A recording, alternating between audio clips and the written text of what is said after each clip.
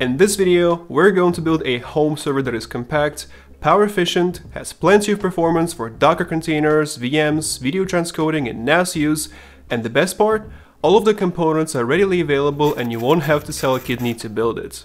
This build is going to be practical, quiet, easy on the eyes, and will still have lots of space for all of your storage. So without further ado, let's get to building. Actually no, I lied to you guys. There is going to be a further ado. Namely, this message from today's sponsor, Brilliant.org. Brilliant.org is not going to show you how to build a home server. That's supposed to be my job. But if you're looking for a fun way to learn math, computer science, AI, and other topics with interactive online courses, Brilliant is the way to go. Their courses are made specifically for adults with busy lives. So even if you only have a few minutes per day because you're on that Sigma grind set, you can still learn effectively, with hundreds of courses on calculus, probability, geometry, neural networks, computational biology, and many other exciting topics. And who knows, maybe instead of building a home server, you could be working on the next breakthrough in the area of non-Euclidean liminal spaces, or inventing a new number, or I don't know, nanomachines. Nanomachines, son! If you want to check it out, go to brilliant.org/Wolfgang and get your free 30-day trial. The first 200 people to sign up with this link will also get a 20% off their annual subscription. So thank you Brilliant for sponsoring this video, and now let's get to building. For real this time. The heart of this system is an N5505 NAS board by Topton. Oh my god, bro. Oh, hell no, man. What the fuck, man? Get your ass on. Now, as my friend Natalie says, there's a lot to unpack here. This little board is powered by a 10-watt quad-core Jasper Lake chip, which supports H265 video transcoding, as well as hardware virtualization and IOMMU. It also supports all the new encryption technologies such as AES-NI, so you'll have no issues running Tailscale, Wireguard and other VPNs on this thing. For the storage, we have 6 SATA ports and 2 M.2 NVMe slots. And if 6 SATA ports somehow aren't enough for you, you can also get one of these M.2 to SATA adapters for a total of 11 SATA ports. Just like a lot of other similar boards, this one also takes laptop memory, but despite Intel claiming that the CPU only supports up to 16 gigs, the system also runs perfectly fine with 32 and even 64 gigabytes. As you can see, the cooler on my unit is slightly damaged, it's a long story. The tiny built-in fan does get pretty loud out of the box, which can actually be fixed by removing the thick plastic washers between the screws and the motherboard and replacing them with some thinner ones like these. After doing that and reapplying the thermal paste, the CPU runs way cooler. Moving on to networking, we've got not 1, not 2, but 4 2.5 gig Ethernet ports. These are powered by the Intel i226V NICs and basically let you connect up to 3 devices to your NAS without using a separate switch. I'm not counting the 4th one because you'll probably still want to plug it into your router. And if 2.5 gigabit networking isn't enough for you, you can also turn one of the M.2 slots into a PCIe slot using a riser and connect a 10 gig networking card. There are also some versions of this motherboard with one M.2 slot and one PCIe slot, so you can also go with that if you need full-size PCIe. Do keep in mind though that both M.2 ports are actually PCIe Gen 3 by 1, so in reality you'll be limited to somewhere around 7.5 gigabit per second, which is still more than 2.5 I guess. Now with 4 2.5 gig NICs and full support for IOMMU and virtualization, you could theoretically use this machine to run your entire home lab, router, NAS, Docker host, the whole thing. You probably shouldn't do that though, but if you really hate me and want to see me suffer, make sure to subscribe because God knows I will try it. Other than that, this board also has a lot of other cool and useful features such as Maker Burner and Gorge. Hey, Gorge! No, come on, really? 2 ContraPoints references in the same video? No. No. Anyway, it's not all unicorns and rainbows, and this system definitely has its downsides. First and foremost, the CPU performance definitely leaves a lot to be desired. The base model with Celeron N5505 performs about on par with the Intel Core i3-6100, though at only a fifth of its power consumption. At the same time, this should still be plenty for using the system as a NAS, running some Docker containers, and even a couple of VMs. And there's also a slightly more expensive version that comes with Pentium N6005, which performs a bit better. And finally, the second flaw of this system is lack of support for ECC memory. Now these 2 cons might seem pretty significant, that is, until you look at the price. You can get this board for as little as 160 euros, and for that price it has pretty much no competition. I mean, think about it, 6 SATA ports, 2 M.2 NVMe slots, 4 2.5 GHz Ethernet ports, and a super power efficient quad-core CPU with virtualization support and IOMMU for 160 euros. Now I can already hear you guys asking, what about those mini ATX Erying boards with mobile CPUs? Surely something like i5-11400H would destroy that wimpy Celeron, and that's for 220 euros. Well, yes, the motherboard itself is 220. It also only has one Ethernet port and 4 SATA ports. And once you add the price of a dedicated quad 2.5 GB Intel Ethernet card and an M.2 SATA controller, you're actually looking at somewhere around 320 euros. And that's for a platform with dubious virtualization support and no proper PCIe power management. Though, spoiler alert, the latter is kind of the case for our Celeron board as well. Now, personally, I don't use my home server to crunch any numbers or serve mission-critical applications for millions of users. I do, however, run things like Plex, Jellyfin, Deluge, the R Suite, Nextcloud, VoltWarden, Invoice Ninja, as well as an occasional Windows VM here and there. And the N5105 handles it like a champ. But if you know that you need the extra horsepower and don't really need the SATA or networking ports, then yeah, the Erying boards could be a better choice. And as for the lack of ECC memory, I'm gonna regret this. I think the importance of ECC memory for a personal use home server is greatly exaggerated. Now, don't get me wrong, ECC is a very nice feature to have, especially on a storage server. The risk of a memory error causing a significant and permanent data corruption is pretty low, but to be fair, it's never zero. Still, as a home user who mostly uses their server for media storage, backups, photosync, and personal applications, you're more likely to lose your data to a hard drive failure, a power outage, or even a human error. That being said, if you do have a mission-critical use case in which you absolutely cannot afford to lose the data on your hard drives and don't want to take any chances, then yes, you probably should look into a platform that supports ECC. The problem is, getting a power-efficient ITX motherboard and CPU combo with ECC support and all the same features as this NAS board from Topton for a similar price is pretty much impossible. Old server gear is cheap, but it's also super loud and very power hungry. You can buy an old Dell server for as little as $100, but you'll also pay twice its price in utility bills after a year, and probably get tinnitus. And newer server gear is much more expensive. This motherboard with a low power Xeon, 6 SATA slots and 2 Ethernet ports will set you back 420 euros. Nice. And here's the kicker, the Xeon D1520 performs even worse than the Celeron N5105 and also doesn't have onboard graphics, which means no hardware transcoding in Plex and Jellyfin. There are like 3 motherboards in existence that are mini ATX, power efficient, have a buttload of SATA ports, support ECC and don't cost an arm and a leg, and they're pretty much impossible to find. Then there are the Ryzen CPUs, which do unofficially support ECC memory. However, the AMD AM4 CPUs tend to be a bit less efficient at idle than the Intel CPUs. You can check out this blog post from Hatted Squirrel if you want to know more about that. So if you're building a server for serious business, if you handle large amounts of irreplaceable sensitive data and don't want to take any chances with it, and if you know that the server you're building will earn more money that you invest into it, then yes, a server-grade platform with ECC support is the way to go. But if you're a home lab user whose use cases are media management, backups, and personal use, then in my humble opinion, ECC memory is not a must-have. We're building a home server here, not an enterprise-grade database cluster. Now that that's out of the way, let's talk about the memory itself. For this build, I'll be using 32 gigs of DDR4 laptop memory from Crucial. 16 gigs should be enough if you're running something like Unraid or Open Media Vault, but if you want to use ZFS or maybe even run Proxmox with a couple of VMs, you might want to go for 32 gigs. You can get a 16 gig kit for 38 euros or a 32 gig kit for 66 euros. You can also check out used laptop memory as well. But whether you buy it new or used, make sure to run memtest on your sticks. For the case, I'm gonna be using Fractal Node 304. As you can see, mine looks slightly different from stock. It has a custom 3D printed front panel which fits a 200mm Noctua fan. I've also replaced one of the hard drive caddies with a custom bracket that can fit up to 6 2.5-inch SSDs. Still, even without these mods, the Node 304 is a beautiful case. It can fit 6 3.5-inch hard drives, a full-size ATX power supply, and a dual-slot full-size PCIe card.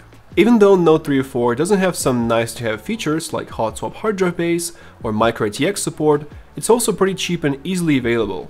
You can get it for 100 euros new or even as little as 35 euros used on websites like eBay. Power supply is a pretty important part of the build, especially if you focus on power efficiency. However, the problem is that most of the PC power supplies in the market are pretty inefficient at lower loads, which is understandable. A typical home PC doesn't run 24/7, and when it runs, it's going to be under load, either gaming, rendering, or crunching some numbers. However, for a power-efficient home server that runs 24/7, lower load efficiency is very important. Most of the time, our server is going to be drawing less than 40 watts, compared to a gaming PC which could easily draw 500 plus watts during gaming, and I think you get the idea. Because of that, a lot of home lab enthusiasts use these little power supplies called Pico PCU. These can be plugged into a laptop power brick and pretty much obliterate any ATX power supply when it comes to efficiency. However, the catch is that the Pico PCUs also don't have a lot of power connectors. Sure, you can use SATA or Moloch splitters to connect more devices, but that's janky at best and a fire hazard at worst. So instead, we're going to be using a Corsair RM550X 2021. I got mine for 130 euros, and for that price, it's a pretty nice unit. It comes with modular cables and has a 0 RPM mode for the fan. But this power supply also hides a little secret. After buying one online, an unread user, Mark Gutt, looked at its low load efficiency and found out that it's almost as efficient as a Pico PSU. This is actually one of the reasons why I went with Node 304 for the case, instead of something like Jonsbo N2. Right now, the SFX and Flex ATX power supplies, which you can usually find in small form factor builds, are simply not even close to the RM550X when it comes to lower load power efficiency. And even if you're not going to buy this exact power supply, it is way easier to find a decent, inexpensive and quiet ATX PSU than an SFX one, let alone Flex ATX. And with way more power connectors than a Pico PSU, I think it's a clear winner. For the hard drives, I went with these recertified new Exos drives from Seagate. These are pretty much the best bang for your buck drives in Europe right now and go for as little as 13 euros and 21 cents per terabyte. Recertified new basically means that a drive has been professionally refurbished by Seagate and is now being sold at a discount. I got 3 of these 16TB Exos X18 drives for 219 euros each, which is 40 euros cheaper than their new price of 258. As of making this video, you can also get a 12TB model for 159, which is 82 euros cheaper than the new price. Despite being 7200 RPM enterprise drives, these are actually pretty quiet and power efficient. And since they're refurbished by Seagate themselves, they also come with a 1-year warranty. So if you're on a budget, definitely don't sleep on refurbished enterprise drives. These would normally have a way longer lifespan than new consumer drives, and as long as you buy them from a trustworthy seller, it's definitely a good option. Another great option if you're building a home NAS are 3.5-inch external drives. These are basically regular SATA hard drives in a trench coat, and cost way cheaper than internal drives of the same capacity. You can normally open up a drive like that without causing any damage, which means that you also get to keep your warranty. This process is called shucking, and it's a great way to save in your storage. 2 of the most popular drive models for shucking are Western Digital MyBook and Western Digital Elements. Right now, you can get a 12TB WD Elements drive for 167 euros. This one is a display unit, according to the seller, and you can also often get customer return drives with like minor scratches and only a few power on hours. With 8TB and above, you are getting CMR drives, but anything below that will be SMR, so do keep that in mind. You probably don't want SMR drives in a NAS, especially if you use ZFS or RAID. And besides, higher capacity drives usually provide a better value when you look at the price per terabyte. That being said, times change, and if you're watching this video 1, 2, or 3 years after it came out, none of what I said probably applies anymore. So here's a website that I personally use to monitor hard drive prices, diskprices.com. You can choose between different countries, and it also sorts by price per terabyte, which is basically the way to find the best bang for your buck. Another good place for research are the Backblaze drive statistics, which they've been publishing since 2015. Here you can find very detailed statistics about a lot of hard drive models and their failure rates, which could be very useful if you're shopping for a new drive. Last but not least, and I really want to stress that, whether you go for an expensive enterprise drive or a cheap shucked one, don't trust your hardware and always make offsite backups. Now let's talk about flash storage. As of making this video, the SSD prices are in a free fall, and right now you can get a 1TB drive for as little as 45 euros or a 2TB drive for 90 euros. Now I'm not going to get into reasons as to why prices are failing, I'll leave that to serious tech analysts. But what I will say is that you should definitely get a couple of SSDs for your NAS, if you can afford it. You can use them as cache drives, either with ZFS Level 2 ARC or for tiered caching in Unraid, and they can dramatically speed up all file operations on your server. You can get a couple of 1TB Crucial MX500 SSDs for €50 each, and then add more drives as your server grows. I'll be using WD Red SSDs here because I got them for free for a different video, but you can definitely get away with cheaper drives. And as for the boot drive, these days you can get a 256GB SSD for as little as €14. And yes, it's obviously going to be a slower DRAM-less drive, but we don't really need any kind of crazy performance here. And even if you're running Unraid, which technically runs from a USB stick, it's still recommended that you have a separate volume for VMs and Docker data. You probably don't want to put that on your hard drive array.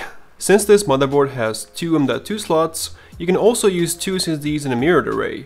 That way, if one drive fails, the system will still keep running until you get a replacement. And yes, as usual, RAID is not a backup, so please make backups and make sure that you can actually restore them. Alright, now that I've shown you all the parts, let's build it.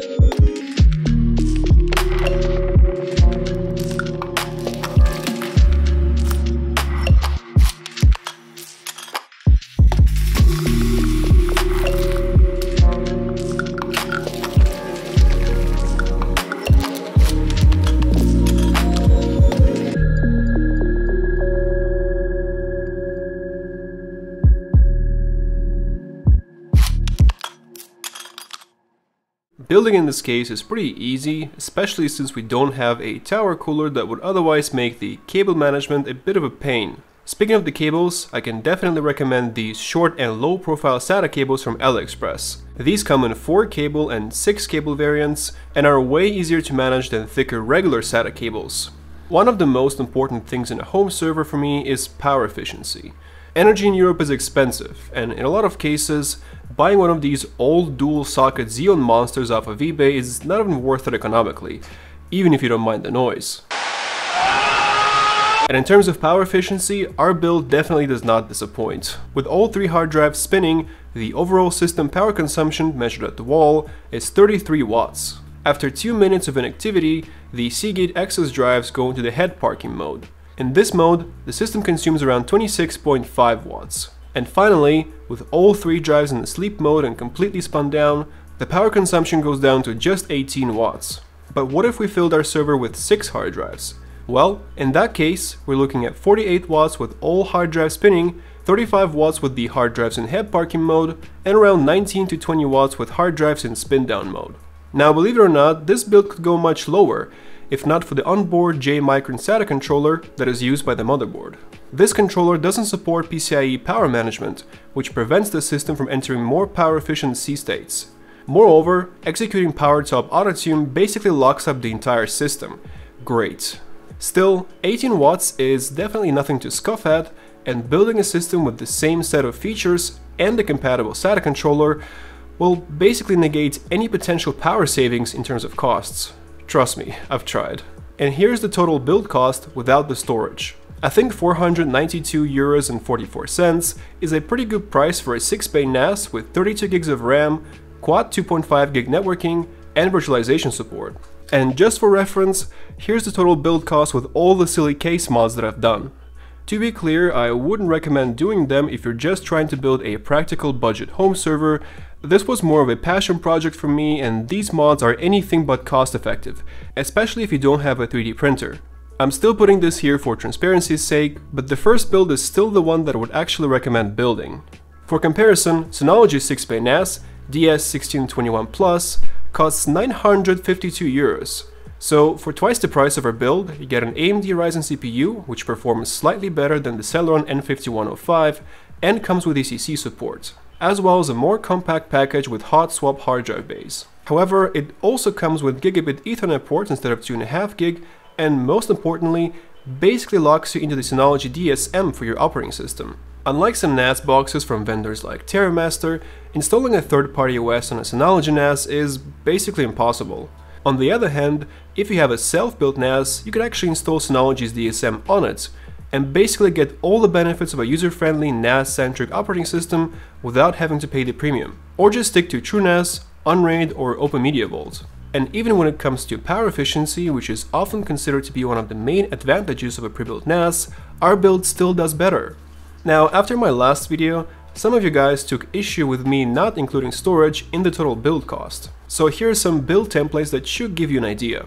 With 16 TB of usable storage and a 1 TB of SSD cache, both in RAID 1, this build will set you back 1,047 euros. With 24 TB of usable storage and a 2 TB of SSD cache, both in RAID 5, you're looking at 1,144 euros.